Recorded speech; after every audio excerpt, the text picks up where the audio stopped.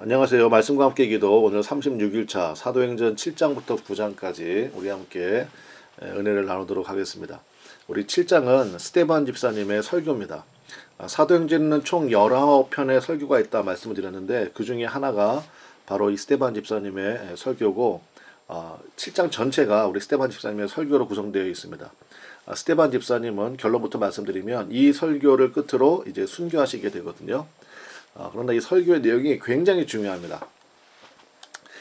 일단 대제사장과 사내들인 공회에서 이제 스데반 집사님이 고발을 당한 거죠.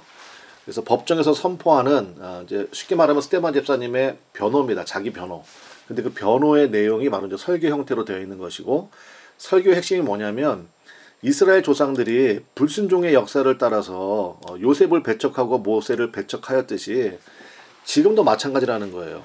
여러분 구약 성경 읽어보시면 요셉은 은 20냥에 팔리고 그 다음에 모세가 인도하는데 인도함을 받는 백성들이 툭하면 모세를 향해서 돌 던지고 원망하고 불평하고 그러지 않습니까? 이제 그 이야기를 쭉 하면서 이거 다 아는 내용이죠. 이 대제사장이나 사내들인 공회에 있는 사람들이 마찬가지라는 거예요. 지금도 성령을 거슬러 율법이 예언한 구약이 예언한 메시아 되시는 예수님을 너희들이 배척하였다는 것입니다. 너희들이 십자가에 못 박아 죽였다는 거예요. 그리고 이제 그분에 의해서 이 땅 가운데 부어진, 그러니까 성령에 의해서 세워진 하나님의 사람들을 배척하는 너희들이야말로 하나님을 모독하고 불순종하는 자들이라는 것입니다. 기가 막힌 그러한 설교입니다. 그리고 나서 51절부터 53절에 이렇게 이제 한번 읽어 보겠습니다. 목이 곧고 마음과 귀에 할례를 받지 못한 사람들아. 이 얘기 들었을 때 굉장히 자존심 상했을 거예요. 그렇죠? 너희도 너희 조상과 같이 항상 성령을 거스르는도다.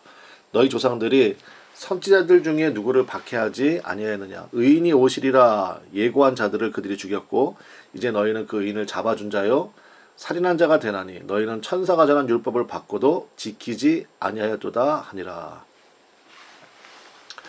굉장한 논증으로 복음의 메시지를 정확하게 증거를 하였습니다. 그리고 이제 또 하나의 주제가 뭐냐면요. 47절과 48절 말씀인데, 자, 솔로몬이 그를 위하여 집을 지었느니라. 이게 바로 성전이죠. 그러니까 하나님께서 모세를 통해서는 이제 사도행전 7장에는 증거의 장막이라고 나오는데 우리가 성막이라고 부르는 거예요. 성막이었는데 다윗이 하나님을 너무 사랑했잖아요. 그래서 자기는 화려한 왕궁에 있는데 하나님의 집은 텐트, 성막이라는 게 사실 텐트 아닙니까? 텐트에 있는 게 너무 마음이 쓰여서 지으려고 그랬죠. 그때 이제 사실은 이제 다윗은 준비를 다 해놓고 성전을 실제로 지은 것은 그 아들인 솔로몬이 지었는데 그게 성전이죠. 그 얘기입니다. 그러나 지극히 높으신 이, 그러니까 하나님은요 손으로 지은 곳에 계시지 아니하시나니, 그러니까 이게 굉장히 중요한 개념이죠. 그러니까 원래 하나님께서 성막을 지으라고 하신 이유는, 성막은요 여러분 그거 아시잖아요. 텐트는 이동이 가능하죠. 그러니까 백성들의 중심에 하나님께서 임재하셨다는 하나의 언약이고 상징이었습니다. 근데 성전은 지어놓으니까 건물은 이동이 불가능하잖아요. 그러니까 이것이 오히려 그들의 그 특권의식이 되었고요. 그 다음에 자신들이 하나님을 소유했다는 인식이 오류를 낳았습니다. 근데 스데반 집사가 이 설교를 통해 가지고 원래는 그게 아니라는 거예요. 그러면서 스데반은 이스라엘이라는 특정 민족이나 성막이나 성전이라는 장소에 얽매이지 않는 세계 열방을 향한 하나님의 마음을 정확하게 선포한 것입니다. 여러분, 하나님께서 이스라엘만 사랑하신 게 아니잖아요. 이스라엘을 통해서 모든 민족이 구원에 이르기를 원하시는 것이 창세기부터 시작된 메시지거든요. 근데 이스라엘은 자기들만으로 이렇게 국한을 시켜버렸죠. 이제 그거를 깨어나가는 메시지를 선포한 것입니다. 그래서 이 비전이요, 우리 7장 다음에 8장이잖아요. 이 8장에서 우리 일곱 집사가 세워졌잖아요. 1번이 스데반이고 2번이 빌립 집사거든요. 이제 빌립 집사를 통해서 드디어 이제 사마리아인, 여러분 아시죠? 유대인들은 사마리아라는 거 상종 안 하는 거. 그 다음에 에디오피아인, 에디오피아 여왕의 모든 국고를 맡은 한 내시죠. 그 에디오피아인에게 복음을 전하는 모습으로 이 약속이 이제 실현되고 있는 것입니다. 기가 막힌 그러한 영적 통찰력도 스데반 설교에서 볼 수가 있는 것입니다. 근데 이제 스데반 설교의 결과입니다. 54절. 그들이 이 말을 듣고 마음에 찔려 그를 향하여 이를 갈거늘. 자, 2장 37절과 비교하자 이렇게 써놨는데요. 사도행전 2장 37절은 베드로 설교가 나오는데 그들이 이 말을 듣고 마음에 찔려 여기까지 갔죠. 베드로와 다른 사도들에게 물어 이르되 형제들아 우리가 어찌할꼬 하거늘. 스데반 집사의 설교나 베드로의 설교나 성령 충만한 정말 복음의 메시지 진리를 정확하게 선포한 설교였고 그 다음에 스데반 집사의 설교는 설교 전문이 성경에 실릴 정도로 명설교였습니다. 그러나 그 설교를 들은 청중들의 반응은 완전 극과 극이었습니다. 그래서 사도행전 2장에서는 마음에 찔려 이거 여기까지는 같아요.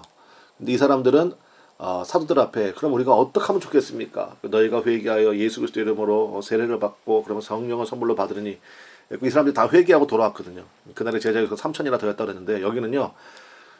스데반 집사의 설교를 들은 사람들은 마음에 찔려서 어떻게 했습니까? 이를 갈기 시작했습니다. 제가 써놨습니다. 마음에 찔린 것은 같았지만 이번에는 스데반을 향해서 이를 갈고 돌을 던졌다. 그래서 이제 스데반 집사가 이 설교를 마지막으로 이제 순교하게 되는 것입니다. 그래서 적용할 것. 여러분이 말씀을 증거하는 사람이라면 너무 청중들의 반응에 일희일비할 필요 없다. 진리만을 바르게 증거하는 게 제일 중요하다. 우리가 청중일 때가 있잖아요.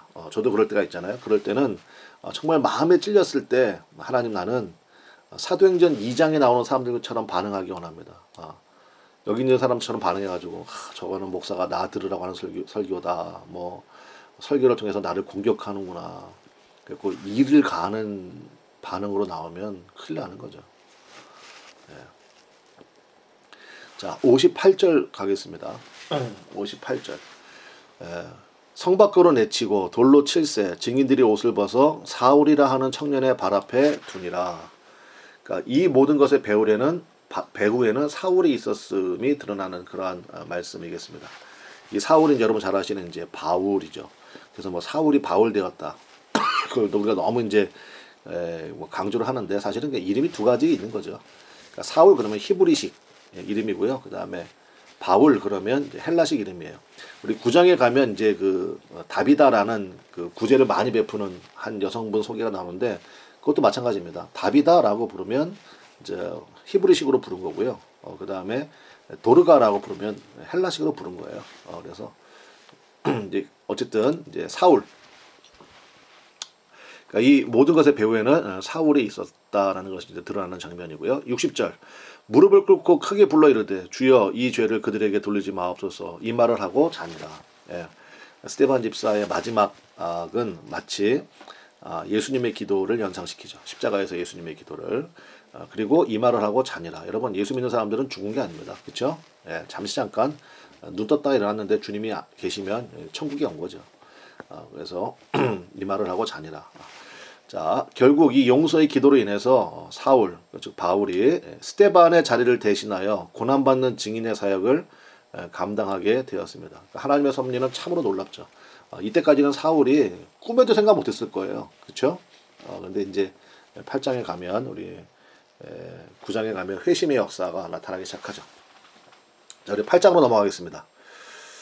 자, 8장에 가면 네, 1절 사울은 그러니까 바울은 그가 죽임당함을 마땅히 여기더라. 그날에 예루살렘에 있는 교회에 큰 박해가 있어 사도 외에는 다 유대와 사마리아와 모든 땅으로 흩어지니라. 흩어지니라라는 말이 헬라어로 디아스페이로입니다. 디아하고 스페이로 두 단어가 합쳐진 건데요. 스페이로라는 뜻이 씨 뿌리다는 뜻이 있어요. 그래서 씨를 널리 뿌리다는 뜻입니다. 이 디아스페이로에서 들어보셨나요? 디아스포라. 그러니까 흩어진 유대인들을 가르쳐서 디아스포라 이렇게 부르잖아요. 흩어짐의 역사가 나타나게 된 겁니다. 자, 그리고 나서 자, 결국은 이 스데반의 순교로 인해서 복음이 널리 확산되는 결과를 낳게 되었던 것이죠. 5절에 보니까 빌립이 사마리아 성에 내려가 그리스도를 백성에게 전파하니, 자, 박해로 인해서 빌립은요 사마리아까지 사실은 도망간 겁니다. 그렇죠? 흩어졌다는 말이 사실은 박해를 피해서 그래 나도 스데반 집사처럼 이 자리에서 돌마다 죽을 때까지 복음 증거하겠습니다. 물론 그럴 수도 있지만 하나님께서 막 흩어지게 하셨잖아요. 그러니까 빌립이 아마 이때까지는 그런 심정이 아니었을까 싶어요.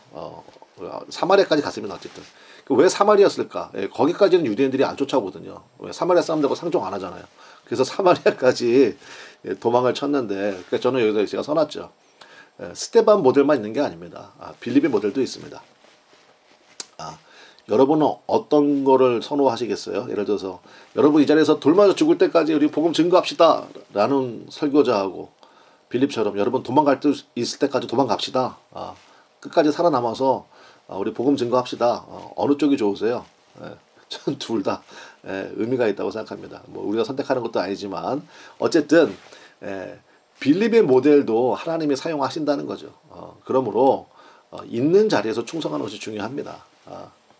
그래서 선교사 훈련할 때요 그 얘기를 많이 한다고 그러더라고요. 그러니까 순교 신드롬에 빠지지 말아라. 당신들 거기 가서 끝까지 살아남는 게 사역이다. 저거 굉장히 의미가 있고 중요하다고 생각합니다. 난 선교사로 나가니까 가서 그냥 장렬하게 복음 증거하다가 전사하리라, 순교하리라. 물론 하나님이 그렇게 인도하실 때가 있죠. 근데 대부분의 경우는 그렇지 않습니다. 그러니까 사도행전 9장에 나오지만 사도 바울도요. 광주리 타고 요즘 말로 말하면 이제 좀 커다란 바구니죠. 바구니 타고 도망간 적도 있거든요. 그러니까 어느 것이 옳다 이렇게 함부로 얘기할 수 없다라는 것입니다. 자, 어쨌든 3월에까지 가는데요. 16절부터 17절. 이는 아직 한 사람에게도 성령 내리신 일이 없고 오직 주 예수의 이름으로 세례만 받을 뿐이더라. 예, 빌립을 통해 가지고요 사마리아 지역에 큰 복음이 증거가 되었고 또 여기 쓰진 않았지만 8장 7절에 보면요 굉장히 많은 표적과 기사들이 나타났습니다. 그래서 그 성에 큰 기쁨이 있었고 그거를 확인하기 위해서 여기 제가 써놨습니다. 두 사도 그러니까 베드로와 요한입니다. 여기 한번 확인차 내려간 거예요. 내려갔더니 아직까지 성령 내리신 일은 없었고 그냥 예수님의 이름으로 세례만 받고 있었습니다. 여전히 표적과 능력은 많이 나타났고요. 근데 두 사도가 이제 와서 여기에 와서 확인을 하고 그들에게 안수를 하며 이제 성령을 받기 시작했습니다. 여기 먼저 마수사 시몬 이야기가 나오거든요. 그러니까 성령을 받았다는 건 뭐냐면 외적인 현상이 굉장히 많이 나탔다는 거예요. 사도행전 2장에 나오는 오순절 마가다락방에서 처음에 120명에게 성령이 임했던 것과 똑같은 현상이 나타났기 때문에 마수사 시몬 같은 사람도 금방 보고 알아볼 정도로 굉장한 성령의 임재의 사건이 나타났다라는 것입니다. 자, 항상 그런 건 아니지만 어쨌든 사마리아 지역에는 그런 역사가 나타났습니다. 사도들의 안수로 사마리아 사람들에게 성령이 임하게 하심으로써 왜냐면은 다른 데 보면요 그냥 말씀 듣다가도 성령이 임하기도 하고 하거든요. 근데 여기는 약간 시차가 있었잖아요. 빌립이 먼저 복음을 증거하고 세례를 베풀고 아직까지 성령 받은 적은 없는데 두 사다가 와서 안수하니까 성령이 임했거든요. 왜 그렇게 하셨냐면요. 제가 써놨는데 예루살렘 교회와 사마리아 교회는 본질적으로 하나이며 동등한 교제와 연합으로 이렇게 하신 것입니다. 두 사도의 안수로 성령 임하게 하심으로 말미암아. 그래서 예루살렘 교회와 사마리아 교회가 본질적으로 하나다, 동등하다, 같다라는 것이 그 당시에 뭐 최고의 사실은 영적 권위자가 베드로하고 요한 아닙니까? 뭐 증거가 되는 거죠. 26절 주의 사자가 빌립에게 말하여 이르되 일어나서 남쪽으로 향하여 예루살렘에서 가사로 내려가는 길까지 가라 하니 그 길은 광야라. 29절 성령이 빌립더러 이르시되 이스라엘로 가까이 나아가라 하시거늘. 39절 둘이 물에서 올라올세 주의 영이 빌립을 이끌어간지라. 내시는 기쁘게 길을 가므로 그를 다시 보지 못하니라.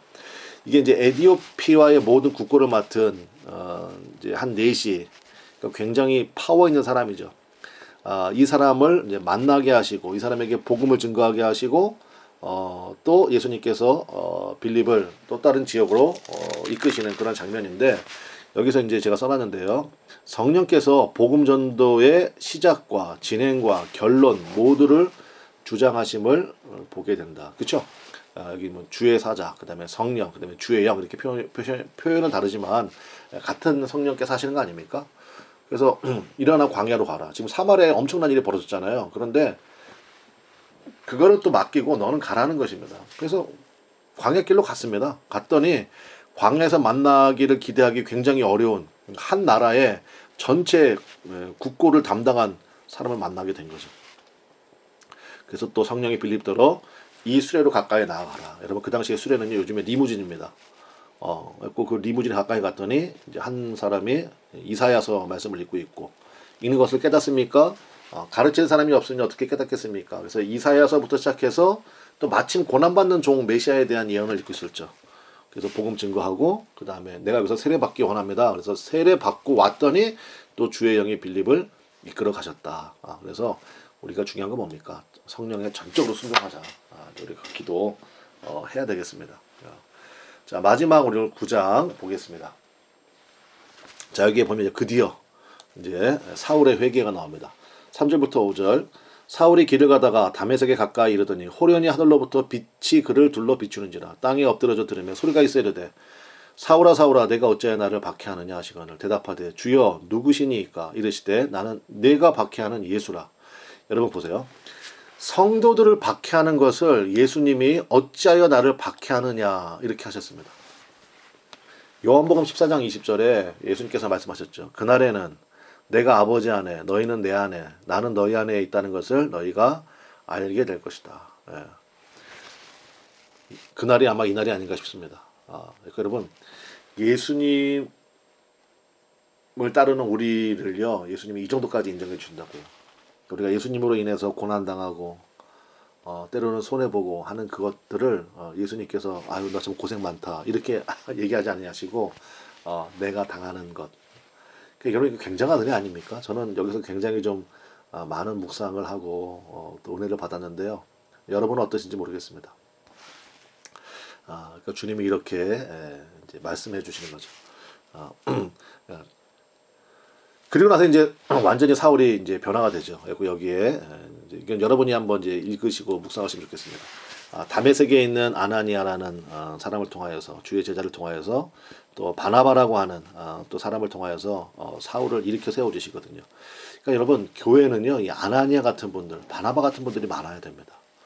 그래서 연결해주고 위로해주고 그 다음에 보호해주고 다시 회복하고 일어날 수 있도록 해주는 역할. 그래서 여러분도 함께 기도하시면 좋겠어요. 하나님 제가 다메섹에 있는 아나니아 같은 제자 되기 원하고 또 바나바가 원래 위로자라는 뜻이거든요. 위로자 같은 그런 사람 되기 원합니다. 그러니까 사실은 사울 대매에는요 무조건 성령의 역사가 있었지만 또 하나님은 항상 혼자 하지 않으시거든요. 이렇게 준비된 제자들을 통하여서 역사하신다고요. 자 이제 마지막으로 룻다에서 애니야를 요바에서 다비다를 치유하는 이야기가 나옵니다. 32절. 그때 베드로가 사방으로 두루 다니다가 룻다에 사는 성도들에게로 내려갔더니 여러분 룻다는요 이방인 지역입니다. 여기 성도들에게도 내려갔다. 그러니까 여기에 이미 교회가 있었구나라는 것을 알 수 있죠. 그러니까 베드로가 룻다의 신방간 셈이다 이렇게 보면 되겠습니다.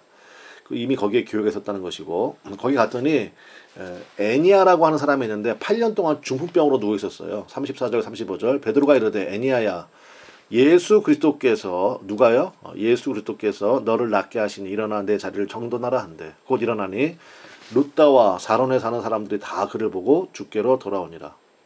여러분 영광은 예수님에게만 돌리는 것입니다. 그렇죠? 예수님께서 낫게 하셨잖아요. 베드로가 절대로 그 영광 자기 것으로 취하지 않습니다. 애니야 입장에서 한번 생각해 봅시다. 자신의 8년 동안의 질병이요. 사실은 여기 있잖아요. 지역 전체를 구원하는 통로가 되었습니다. 그러니까 여러분의 어떠한 문제, 혹시 여러분의 어떤 오래된 질병, 또 그런 상처들이요. 사실은요. 우리 가족 전체, 또 내가 속한 어떤 지역 전체를 구원하는 통로가 될 수 있다는 사실을 여러분 혹시 믿으십니까? 굉장히 중요한 영적 통찰력이 좀 필요합니다. 그래서 우리가 하나님 앞에요 이런 나의 아픔과 상처들을 가지고요 주님 앞에 나갈 수 있어야 됩니다. 그래서 이것을 통하여서 지역 전체가 예수님께로 돌아오는 그러한 일로 쓰임 받기 원합니다. 42절 보면 거기 이제 다비다는 죽었다가 살아났습니다. 그래서 여기도 마찬가지죠. 온 요파 사람이 알고 많은 사람이 주를 믿더라. 모든 사역의 목적이 바로 이것이 되어야 된다 싶습니다. 자, 이제 여러분의 시간입니다. 성경 피시고요. 제가 가이드 드린 것을 기초로 여러분 말씀 묵상하시고 붙들고 기도하는 은혜가 있으시기를 바랍니다. 우리 내일 뵙도록 하겠습니다. 감사합니다.